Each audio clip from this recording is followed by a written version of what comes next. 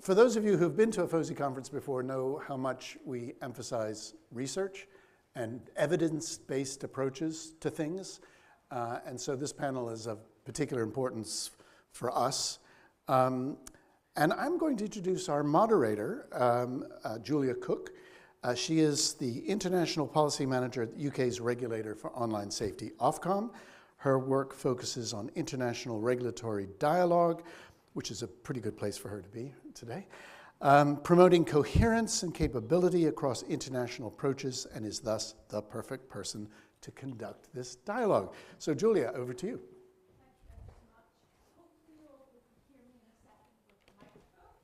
I'm just going to keep talking in the hope that, yep, it comes on.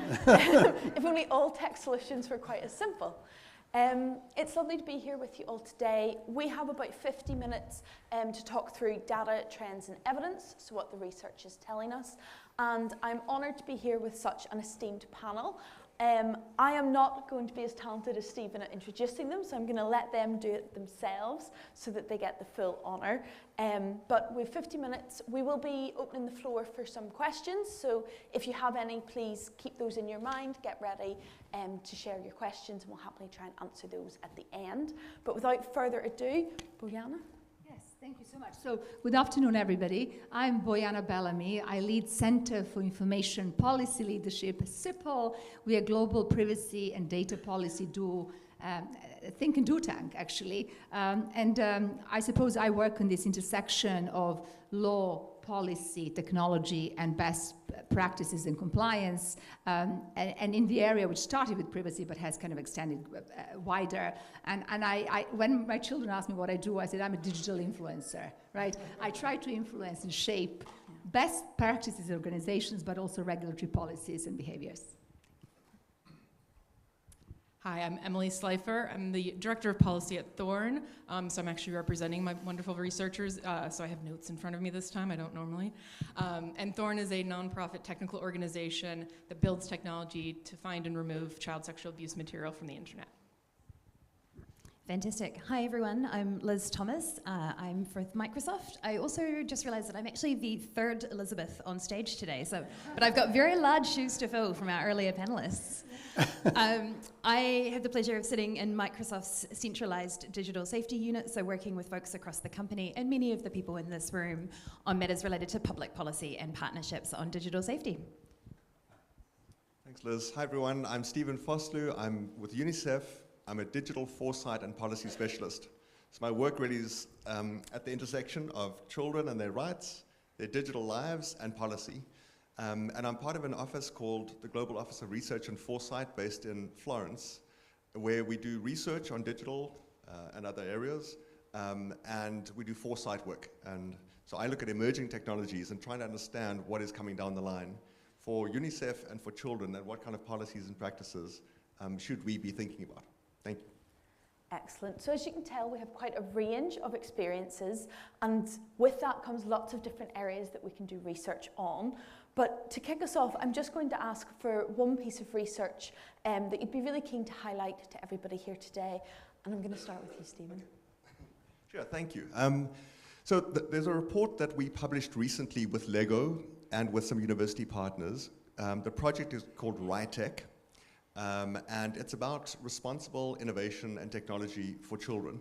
And the report is the result of a long research effort looking at the impact of online games on children's well-being.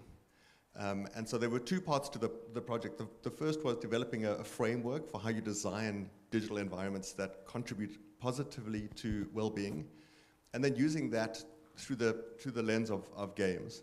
And we found that designed well, games can improve children's well-being, have a really positive impact. So I'd encourage you to read the report. Lots of great research it involved. There were a few strands to it, but the one that was really interesting was 14-month deep ethnographic study with 50 children and their families on how they play games. So I'd encourage you to check that out. Thank you. Is there any research, Liz, that you'd like to highlight? I think there's been lots coming out recently. Yeah, so I'd like to touch on some findings from some research. We've been doing consumer-facing research and go to two thematic areas that have really come up in the discussions today already. And the first of those is sort of thinking about teens and their parents and their experiences online. And the second sort of theme is around experiences and perceptions of generative AI, which is extremely top of mind for all of us, but especially here at Microsoft. So I think, as many of you in the room may know, we have for 8 years now run an annual global consumer survey, recently rebranded as our Global Online Safety Survey. And the most recent round included information from around 17,000 people in 17 different countries globally. We're still not getting, as global as we've sort of acknowledged in other panels that we need to on these topics, but hopefully still a good spread to help us get a sense of the way people are thinking about life online. And the way we've structured that research over time is we've sort of kept a consistent theme of questions around experiences of online risk and what people are sort of experiencing in the year, but then change some of the questions year on year to really touch on thematic and top of mind topics. And so interesting to note, in terms of experiences of online risk here in France today, that actually last year French respondents were the least likely of our global respondents to have experienced online risks. So with 57% of people reporting they had, compared to the global average of 67%. But really, I think a couple of interesting insights from that on what teens and parents were sort of talking about. We found for the second year in a row that parents are really underestimating teens' exposure to online risks. So when we're sort of polling parents about what they think their children have experienced versus what teens have actually experienced, there is a divergence there, which I think is really interesting. And that was an 8% difference in this year's results. But what was really encouraging in the findings we had this year was that there was a significant uptick in the number of teens who were talking to parents once they had experienced an online risk. So we found that 87% of our teen respondents said that they would speak to a parent after something they experienced online. And I think that really goes to some of the points earlier around how do we set parents up to feel confident in those conversations when their teens are coming to them, which we know they're doing. The other theme to highlight is some of the questions we asked around generative AI. And so this was surveyed quite a while ago now. I think the results will continue to evolve, and we're looking forward to digging back into that. But we've done this both through our own global online safety survey, but also a partnership with National 4-H in the US, which has given us a little bit of an opportunity to dig into some of the rural and other communities in the US. Again, a slightly different audience than we might normally hear from. And what both those surveys have showed us is that there's a real excitement around generative AI. And again, I think we heard that a little bit reflected in the tech innovation panel as well. And we found that young adults aged 18 to 24 have been the most active experimenters and users, followed by my own generation of the millennials. It also really showed us that people are excited about the practical uses of AI, so school, translation, but of course that people are concerned about the risks arising from generative AI, so 87% of people having some concern around a risk there. And the final point I'll highlight is that from the 4-H survey, I think it was 72% of the young people, so aged between 9 and 17 for that survey, said that they are really looking for guidance from their parents on how to use that technology safely and responsibly. So they want to learn how to use it properly, but they're again looking to their parents for that. Yeah, so from the Thorn side of things, we have a long-term study we've done on youth engagement where we survey youth themselves, what platforms are on, what they're experiencing. And we're getting ready to release our 4th year of that, so we're really kind of getting that longitudinal study. We've actually already started doing the interviews and the research for the 5th year of it. But we also have taken that international for the first time, so it's our first international piece of research that did a very similar kind of engagement with French and German youth that we released earlier this year that I think is really relevant to this audience. In particular, we heard this morning about, we need to talk to the youth, we need to understand what they're going through, what they're experiencing. So it was really important to do that not just from a US context. Obviously, there were a lot of things that were in common across all of these studies, how they were interacting with their peers as well as adults and often strangers. Those trends were very, very similar. Similar from kind of the perspective of what Thorn does. sharing nudes in your DMs is very much a social norm for them. How they disclose was very similar across the board. So if they have a harmful interaction, they're most likely to use kind of those online tools, in particular blocking, very similar. There is obviously a little bit of variance across the board, in particular with what the top couple of apps were, which we found really interesting. In France, WhatsApp is in the top 5 compared to in the US where it's not. So we've really found this to be interesting, and we've seen it used in quite a few ways, both by industry and by parents and youth themselves. So it's been a really interesting piece of study. So we're looking forward to having even more of those kind of longitudinal studies and hopefully expanding it to other regions of the world as well. So let me share perhaps something which is a little bit more narrow in scope, because I come originally from privacy world, but I think in the spirit of the two disciplines, safety and privacy, having to work together both on regulatory and corporate side, but also solution side, I just wanted to share some of the work that CIPL did.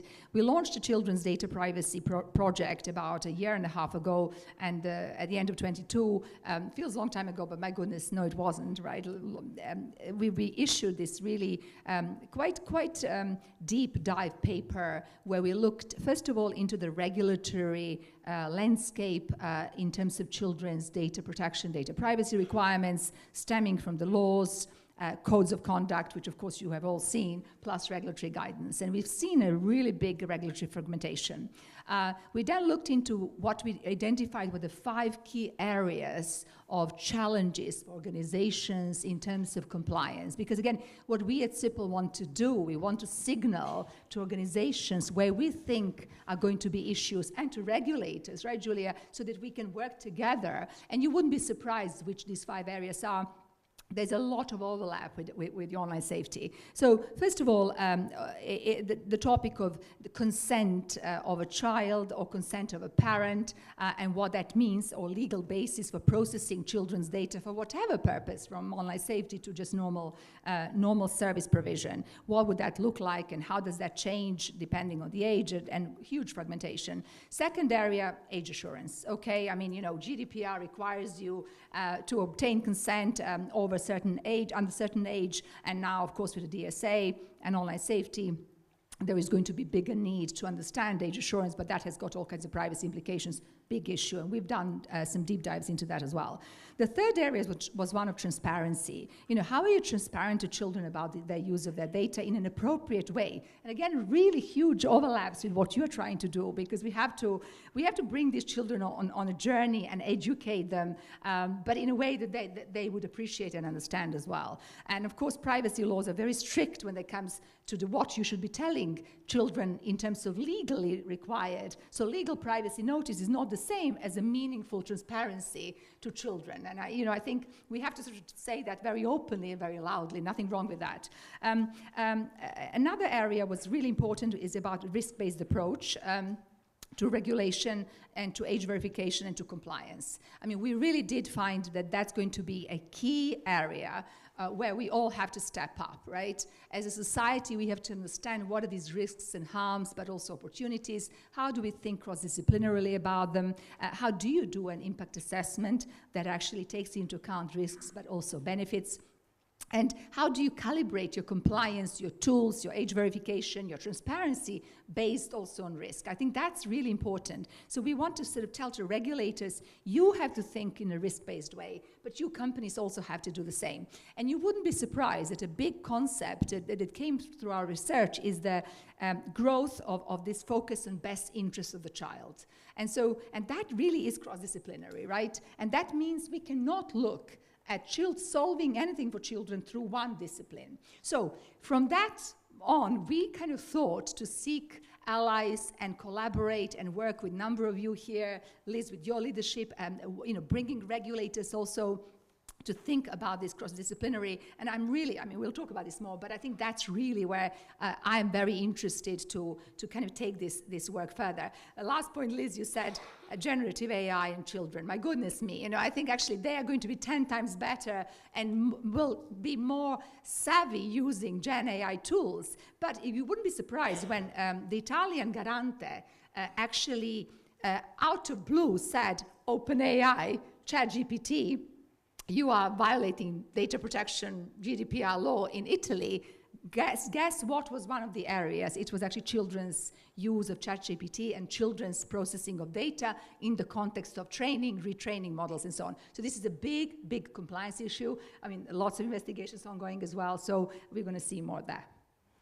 Excellent. So those are some of the key areas where we've started doing some excellent research, and as mentioned, some of this is international, comparative, longitudinal, but where are the areas where actually you see room for more research to be done, whether that's there's opportunities for more to be done, or actually there are challenges at getting research done in particular areas? And to change it up, I'm going to start in the middle with Liz and move outwards.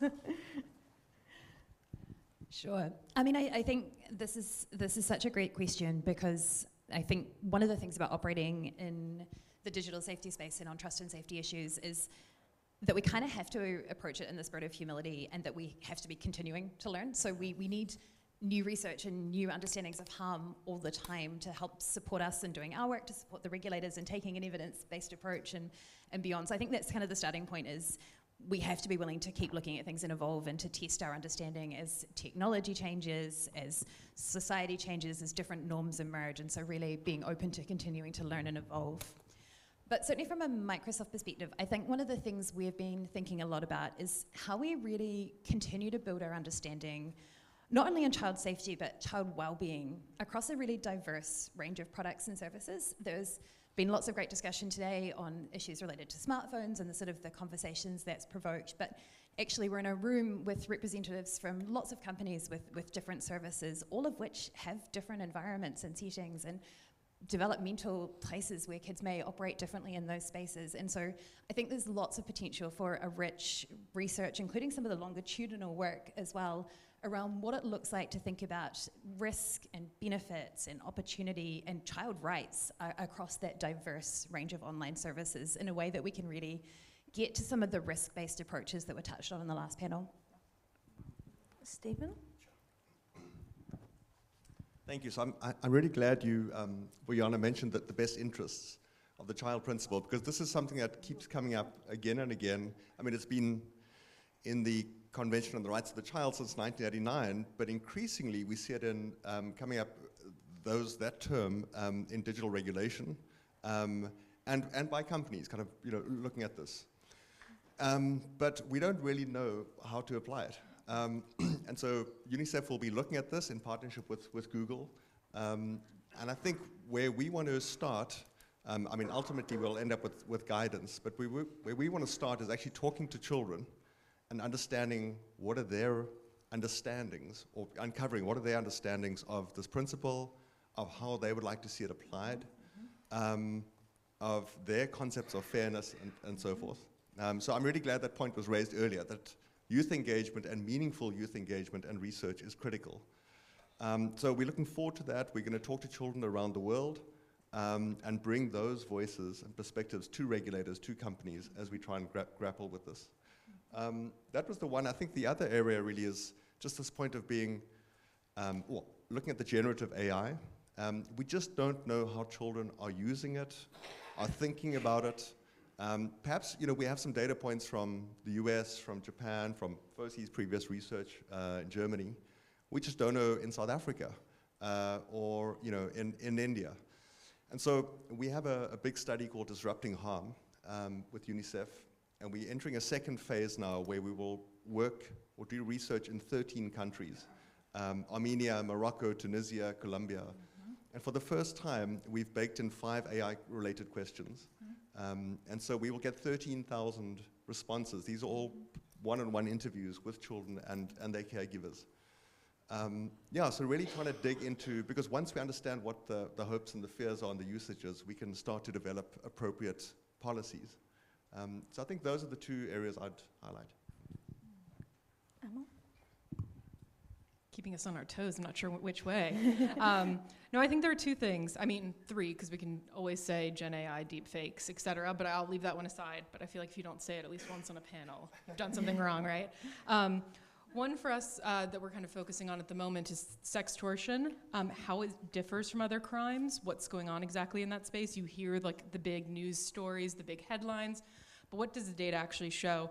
So we're actually launching a report that we did alongside NECMEC, the National Center for Missing and Exploited Children, where we went in and went through a lot of their cyber tip reports to see what the trends really show us there. How is this different than what we've seen in the past with kind of online harms and online crime? And there's a lot of differences. The age is a lot higher. It's kind of 14 to 17-year-olds. The motivation's very different. Obviously, it's very financially motivated. So how is that trend kind of evolving? The other thing that we would love to get into the research of, which we're looking to kind of longer term, is about kind of the non-consensual peer-to-peer interactions that happen online. As we talk about, you know, creating safe spaces for kids and kid-only spaces, what safety mechanisms are going to be necessary? Because we do know there is peer-to-peer harm, whether it's, you know, solicitation, minor-on-minor pressure, exposure to unsolicited material and things. So what are the trends that are happening in those spaces, and how can we then take those learnings and use them to create better safeguards moving forward? So those would be the two big ones, I think, from our side. So you wouldn't be surprised. I think one area, and I'm going to sort of agree with Liz and Stephen here, one area that I really think lots of work needs to be done more is in the area of understanding the risks and harms. Look, you know, I've been kind of working in this privacy field for a really long time. We've had the whole concept of risk-based approach coming from GDPR, privacy impact assessments and risks to be assessed, and we haven't sussed that out, even in privacy, right? I mean, it's not easy. It's just not easy. We keep hearing from regulators all the time, we are not seeing good enough risk impact assessments, right? Even in privacy, and just in privacy. Imagine now when you're layering online safety, or you are layering, Stephen, to your best interest of the child, because there really is multifaceted. So we need to agree on the taxonomy of risks and harms with the community, with regulators.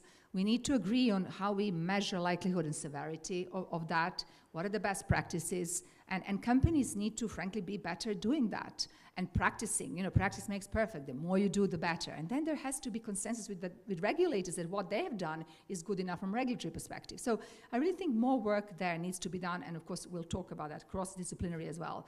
I mean, and just to, you know, I like how you say, Stephen, we need to ask also these children where they see harms and risks, of course, AI and others. But I mean, even in privacy, you know, we talk about the age of consent in data protection. Some countries go for the age of 16. So imagine a 16-year-old wanting to get Uber at night, coming back from a party, a bit drunk and whatever, and now waiting for parent to give them consent, or using an app to understand something about their sexual life or health, or not wanting to share with parents. I mean, even between parents and children, there is expectation of privacy. You wouldn't think so, but there is. You know, so we really need to ask these things. And when I see lawmakers saying 16, I'm kind of saying which 16-year-old is going to accept their parents' consent for all the kind of things that 16 years old do, let alone, I mean, even 15, even 14, but you know, you see what I'm getting at. So, you know, it really is complicated. Second area, very briefly, I think more work needs to be done on technological and technical solutions. And what I mean is really what I call privacy-preserving technologies. How can these technologies help us deal with some of these compliance challenges, regulatory challenges in terms of data sharing, in terms of data minimization? There's a lot of investment going on into privacy-enhancing technologies, but it's always done by the top tech companies. It's very expensive. It's not accessible for everybody. You can't go to the supermarket, buy it off the shelf. And so we need to somehow democratize this. And regulators need to incentivize investment in the technologies which actually take away some of the compliance challenges. So that's my wish list. So we've a range of wishes, from users' experiences, understanding what they are, how we can shape best interests, and then technology features, functionalities, and how those two actually work together with things like sextortion and the user-to-user harm. It's all great when we have the research. How do we actually then get it out there, either for the parents that we heard this morning really want to know more about how to do things, whether that's the companies, the regulators, and also for civil society and for others in industry? How do we tailor the research messages and get that message out there? And I will let anyone jump in on that. I can start. Oh, your topic. I can share an example that I shared at the Google event in Dublin a few months back, where on the Disrupting Harm study, so it's a very in-depth study, and it's UNICEF, Interpol, and ECPAT International. I think what's interesting is that it's multi-country, but it's also multi-sectoral. So the study tries to understand where's the problem with online safety. Is it the platform and the features? Is it the law enforcement? Is it the regulation? Is it the judicial system? So through the good research, I think, I mean, UNICEF, these are the colleagues that did this, but I think what I was impressed with on the project was the research gave the nuance to be able to target the messaging appropriately to the right audience. And what we hear a lot is the need for specificity, you know, from companies, from regulators. So the more that we can not just talk in broad strokes, which we obviously need to, but the challenge is moving from principles to practice. The more we can be specific, the better. Policymakers also, you know, tell us, give us information, work with us, but make it really succinct. So I've often heard, you know, if you can put it on one page, that'd be great, not the 80-page report, which I think is a real challenge to all of us. And what are those kind of key messages that we're trying to distill? Here's the evidence, and here's the action, the targeted action that the platform or the law enforcement or the child helplines need to take. I think I'd just build on that actually, because I think you're sort of talking about what I kind of mentally term as the translation layer, and you know, certainly for the surveys and work we've been doing, we've shared that publicly as part of what we want to do to try help build insights and collective understanding of harm to inform public policy conversations, but also, you know, platform policy conversations. But I think where the rubber really hits the road is exactly that point of the translation layer. So what does that mean for our public policy work? And for us as a company, how do we translate something that is often quite qualitative into something that then becomes, A, we're thinking about it on a particular service and the nature of the risk, but B, something that's much more measurable when we think about what the specific interventions are. And I do think, you know, the conversation around talking with young people, I think, is one way to get their ideas and sort of what that specifically translate to. But I think that translation challenge is ongoing, and we sort of can collaborate to get smarter on that. We'll just go down the line on this one. I think, Liz, you made one point that I think is really important, that the research has to be public and easily accessible. I think that is actually still a bit of a hurdle, especially in our space, so I think that is a really key point. As a policy person, I'm oftentimes handed these beautiful research papers from my research team, and they're like, this data is so good, it's gonna help you, you can influence more, and I'm just staring at it like, there are so many numbers in here. I need help. I need you to help translate this. And there is a translation problem there, and we're getting better at it. I know in Thorn we use a lot of it to influence kind of how do we do kind of our parent engagement, how do you talk to your youth and things like that. So we've translated it there a little bit. We've translated a bit with how we actually talk to youth in some of our kind of open campaigns like No Filter. But it's gonna take more work. It is hard. A dense research paper has a lot of information in it, and you're like, it's digging through a little bit to find those key points, but it can be done. We also even take our research because it talks about what kids are seeing on different platforms and things like that, and then we use it to work with industry too, of like, here's the problem they're having over and over again on your system. Can we work with you? Can we help in those ways and things like that? It takes a lot of time and a lot of effort, but it is kind of the next step that's gonna be really pivotal, I think. So maybe I'll take a little bit of more kind of pragmatic approach from operational side. In fact, something, Liz, you have said. You know, we've talked so much about principles and how you behave as a company or organization. But I think it's time now to start actually walking the talk. And so something that CIPL has particularly been insisting on is actually how do we now start building those demonstrable accountability programs in organizations to address the regulatory compliance, to address the trust issue, to address the fragmentation in the market, to address also some of the findings of the research. And, you know, that's really where we at CIPL have been talking and doing a lot of work, because we think, we think more needs to be done. You know, compliance with the law, companies don't just behave in a certain way because they want to comply with the law. I mean, compliance with the law is a baseline, but these laws are really difficult and notoriously hard to comply with. They are fragmented, and it's more than just the law, right? I mean, it's, you know, good companies have to be good stewards of data, good digital citizens. They have to have responsible use and development of technology. So we really want to see organizations having a very unified and systematic way how they think about these different risks and compliance challenges and different disciplines, right? So, you know, we had companies developing privacy programs. We had companies developing security programs. Now they're doing safety under DSA online safety. But, you know, we'll have AI as well, right? I mean, that's another one. But how do we integrate all of this, right? How do companies think in an integrated way? So, you know, we've heard, for example, when we had that, we held a really interesting, I must say this, we held an interesting workshop. Again, Liz, you were one of the instigators of that, but there were some others between privacy and safety teams, both with regulators and companies in Europe, in London, over 2 days. And it really was an interesting and exciting conversation. And, you know, somebody kind of said that, well, actually there was, for the first time in the company, the two teams have met together and had a retreat together and discussed this together. You know, we need to get C-suite, boards, executive committees of companies to understand this is actually existential and really important, and we can't keep this in silos. So very unified data, digital responsibility strategy that actually is then executed through accountability. Where does the leadership sit? How do we do risk assessments? What are our policies, procedures? How do we do transparency for privacy, for DSA, for AI, for I don't know what, right? I mean, that's how we have to think about, not any more siloed.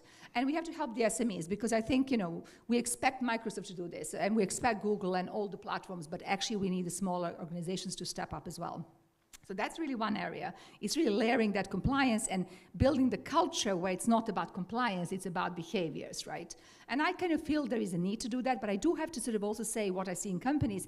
They're sometimes worried, and I don't know, Julia, if you see this as a regulator, but they're worried to be the first mover because the markets do not reward good behaviors. The markets reward risk and sometimes going beyond what perhaps is acceptable, but making money. But that's wrong, right? And so I understand it's hard on age verification. I really understand that. But and so we can't have one company doing it, but we need to sort of agree, well, actually, as an industry, we need to all step up. So kind of who is the first mover is complicated, and I appreciate that. And this is now a business decision because it's going to impact the business. But the regulators also have to understand, you know, we need to incentivize those who do good, right? If they do good, they have to have some return on investment. So that's something we talk a lot about. The second thing I really do want to say, this is about regulators.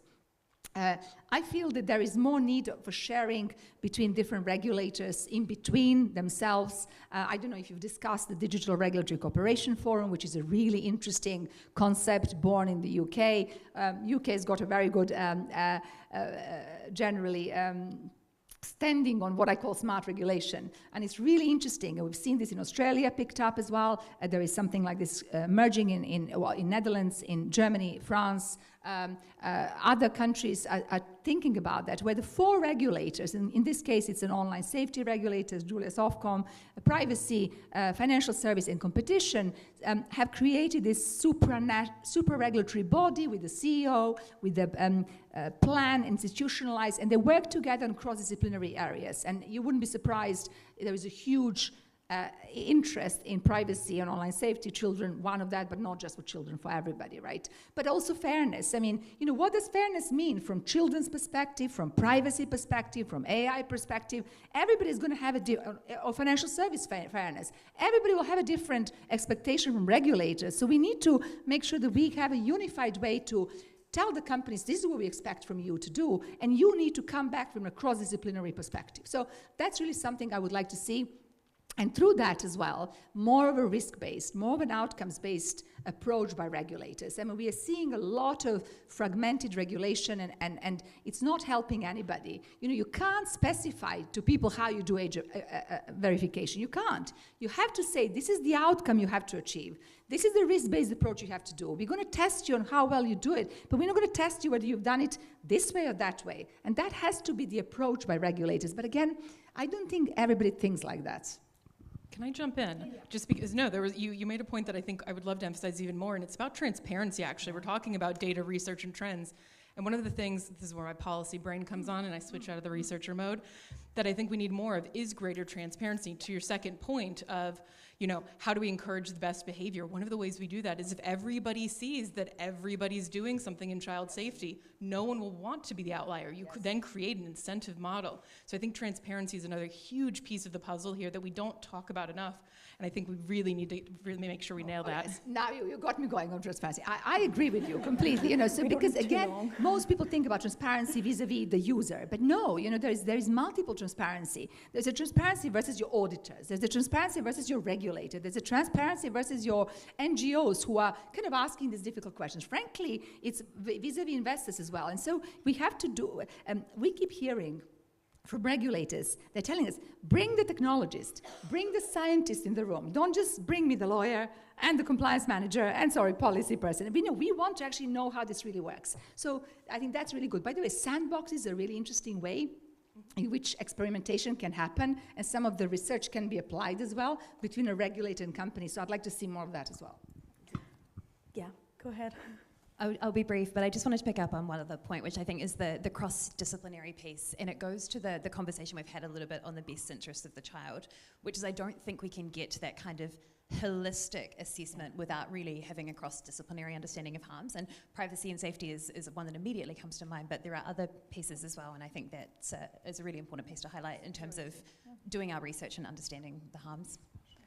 Definitely, and it's always nice to hear at Ofcom about the work you do being described by someone else. And in the interest of transparency, I'm going to give a shameless plug that we recently published a lot of research on the protection of children on the 8th of May, which is all on our website. It talks about things like the developmental ages and stages, pathways to harm, and it's all publicly available. And at the same time, we also published our research agenda, so the areas that we're looking to do research on in the year ahead, particularly because we want to hear from other regulators, industry, civil society, academics and researchers, not only about how we can shape that, how we can make that robust, but how we can look at that comparatively in other jurisdictions, and other people can do research in their areas that we can then compare one another to have a more robust and complete picture of what's happening globally. I think it's fair to say we heard a lot this morning, and even from yourselves already, that we're not yet seeing a global picture, we're not yet seeing a representative picture, and not just globally, but I'm very conscious in June we're in Pride Month as well, and we're very aware that not every individual has the same experiences online, and not every individual will be able to have the same access to engage in research. So I was just wondering if anyone had any thoughts on what we can all do to make sure that any of the research that we are doing is as equitable and as representative and engaging for everyone as possible.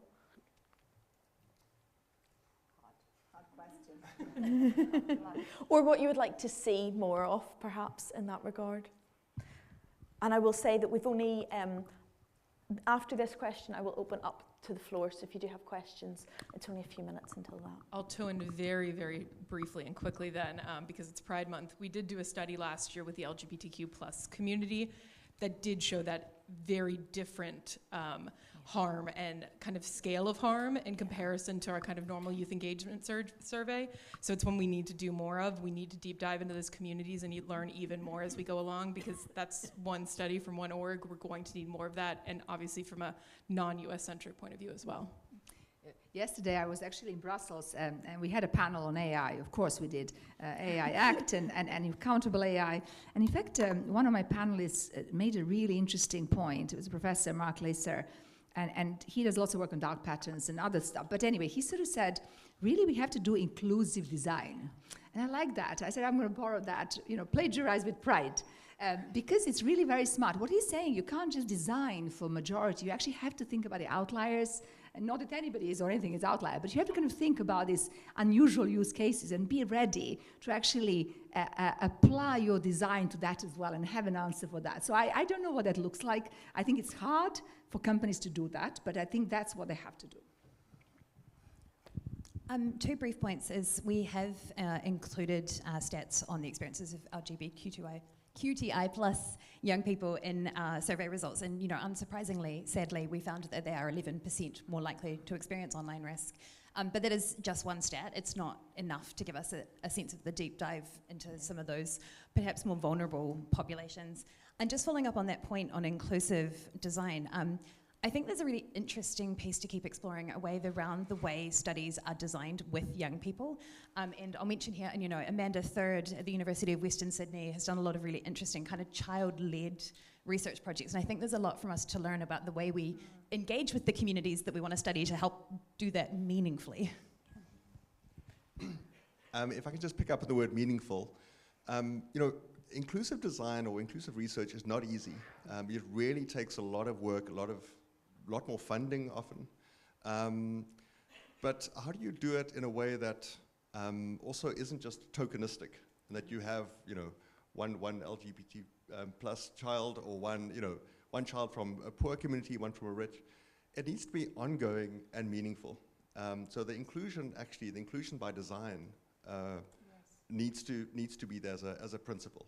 So I'm not saying not offering a quick answer, just to say that this is something that we all need to commit to more, and actually meet that commitment with the funding and with the resources, and do it in an ongoing, meaningful way. Yeah. I couldn't agree more. I think that's the perfect time for questions, and I can already see a hand up. So we have a microphone very kindly coming over towards you.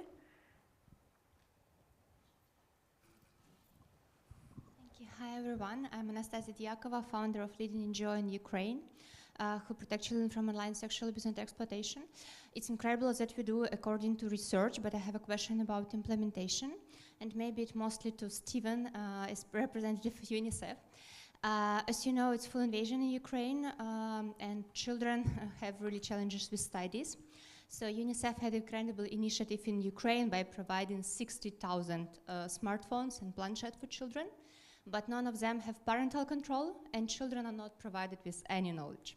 And we tried to contact UNICEF office in Ukraine, and they thought, it's a good question, but we don't ready to do anything in this field. So I have a question about international application of research. If we understand that risks exist, why international organization force our children who already live in war to additional risk to online environment? Thank you. Yeah, go ahead. Thank you for that question. So I'm really not familiar with this case. So, but I can follow up for sure. But it sounds unusual to me, because our general approach is a holistic one. There's devices, there's content, there's social norms about, and this is zooming out, who gets to use those applications? Is it only the boys in the family, not the girls? Who's at greater risk by having access? It's not only access to opportunities, but to risks. So yeah, I'm sorry about that. I'm not familiar with that, but usually, what we should do, and I think what we usually do is have a very holistic approach. So it's not just a case of handing out devices, but also what was said earlier, that the kind of parental involvement, the parental tools, the digital skills of the children, the education about the risks. We do a lot of research on where we have colleagues who look at children either in conflict situations or children on the move. And devices are often their most prized, for that whole family, device, prized asset in terms of keeping in touch or keeping informed. So it can do have incredible benefits. Yeah, but it needs it needs a holistic implementation. Yeah.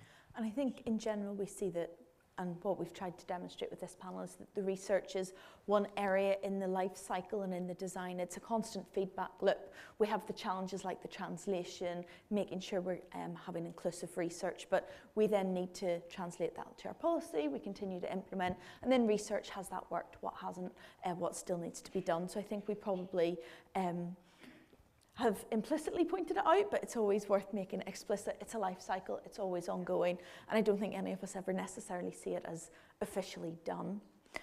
We do have a few more minutes if anybody does have another question. I can see a hand towards the back, so with huge thanks to our FOSI colleagues for doing the walking about. I'm very glad I'm not having to run around the room, so a massive thank you. Thank you so much. I had a question on age verification, which you touched on earlier, Bojana. And you mentioned it in the context of individual businesses being responsible and also working with regulators on finding the right approach to an appropriate age verification. And I was wondering what your or everybody's perspective is on age verification at device level and operating system level as opposed to at individual website and platform level, in the interests of data minimization and user experience and so on. Before anyone starts to answer that, because I'm very aware you've asked all of us, I'm going to take the first answer, which is that the UK is in a pre-election period at the minute, so I am unable to comment. And with that, I will pass to my panelists. You threw the hot potato. Are your consultations still open? What happens where you still? Yes, so Ofcom's consultations are still open. You're still able to engage with those, but we're not able to comment at the minute. You don't get 6 more weeks to think about how to respond to the very good consultation, good questions. Yeah, okay, but I'm not going to say anything. Look, age verification. First of all, I think, and this really came very strongly at this cross-disciplinary workshop that we held in London. There's not going to be one solution that fits all the purposes and all the uses. I mean, we have to do age verification. Actually, you have to do almost age verification from privacy perspective because you have to make consent, right, parental consent, but also from the DSA perspective, online safety. So it's going to be contextual. It's going to depend on the type of services. And it also means that it's not going to be one type of age verification that actually solves it all. And you know, I am actually really optimistic that, you know, things like AI, you know, could help us. But again, it's just one of the things. Now, device, that was discussed. And there is an interest, it's really interesting. I like all the solutions which are what I call one-stop shop, you know, where we are able to leverage something in a single way. I like those solutions. I think they're smart, and maybe that's where we will end up with something similar. But also I understand the other side of the coin and the people who are running devices, operating systems, saying, why would we be responsible for this and take this liability on, right? And so for them, it's like a business decision, you know, what do we get in response to this? Unless there's a law which says you must do it, why would I do it? So, you know, so I take both sides. I think it needs to be explored. I think there is something about having a signal from somewhere. Now, whether that will be on device, whether that will be linked to the digital wallet and digital ID, whether that will be linked to, I don't know, I mean, to banks, to mobile phones, I don't know. There's going to be, for certain, some solutions which will have to do with one. I must tell you this as well. Sorry for being legal, but yeah, that's where I come from. We have a very unfortunate decision in privacy world with the IAB, which in respect to cookies consent, where the IAB actually created what should have been better compliance for everybody, sort of consent, how to call it, framework, right? And the European Court of Justice found that they were actually controllers of this data, but they did it only to ensure that all the other companies complied. They don't care about whether cookies are used on me or not, but they found them joint controllers. So I think anybody who is thinking about this one-stop shop solution is going to say, well, hang on, now I've got to, if I become a controller of this data, well, I don't want to do that, because I'm not normally, right? You see what I mean? There are really legal obstacles. That's why we need the conversations, because you don't want that unintended consequence. I think we'll go down the line, right? I think from a safety perspective, in order to put the right safety mechanisms in place, you're going to need to understand the age of your users. I think we always have to say that. But I agree. There's not a silver bullet solution here, unfortunately, across the board. And for the purposes of this panel, there's not enough research and data yet to tell us what the perfect solution is, whether it is baked into the device, whether it's on every application, if there is kind of a one-stop shop, et cetera. So to the purpose of the panel, I think we need a little bit more research, but we're going to need to do it in order to actually create safe environments online. Yeah, and I'd echo both the comments that have been made so far. I think, you know, certainly we acknowledge that knowing the age of our users is going to be really important to be able to focus those kind of age-appropriate design thinking, to focus those safety interventions. But this is an evolving space. I don't know if folks saw that last week the US NIST released a blog post outlining some of the report they've just done, commenting on the evolution of this technology and how much it really is still evolving. And so I think, you know, that is not going to be a one-size-all-place, and that's by both thinking us through from kind of a policy perspective, but also the emerging regulatory landscape. And I think collectively, certainly for us, the importance is in continuing to have the dialogue so we can work through the privacy considerations, make sure we have the right data protection, thinking through the policy pieces, so we're thinking about this in terms of equity, thinking about the security landscape, and really how we build in that kind of risk-based and proportionate approach that gets us where we need to go. I could not have said it better. I agree completely. Excellent. Well, and by the way, Liz, this is We Protect Alliance and CIPL have started this kind of multidisciplinary project. This is one of the work streams that we're going to do, right? So please, if you're interested or want to contribute or tell us your point of view, please do speak to Liz or me or We Protect Alliance, because it really will be important. Okay. Perfect. We've just got time to finish Julia, up. we have one question that's come in from the live stream. Okay. So if you all don't mind, this is from Peter O'Brien, who is a reporter with France 24. His question is, can we take a step way back, please? Do panelists really believe that screen time is causing a mental health crisis among young people?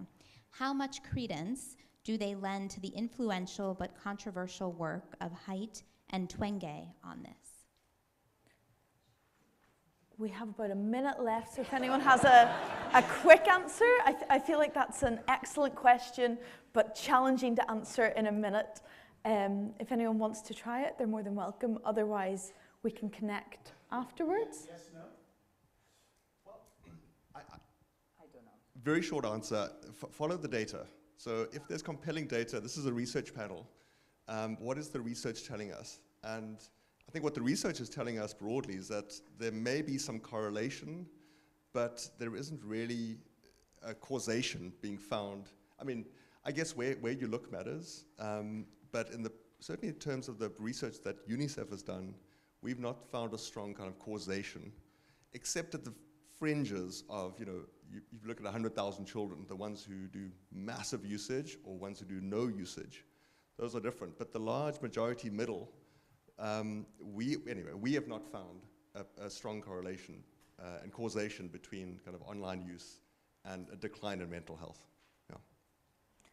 Thank you. You did a great job of answering that and leaving us just enough time to give our panelists a round of applause as a thank you.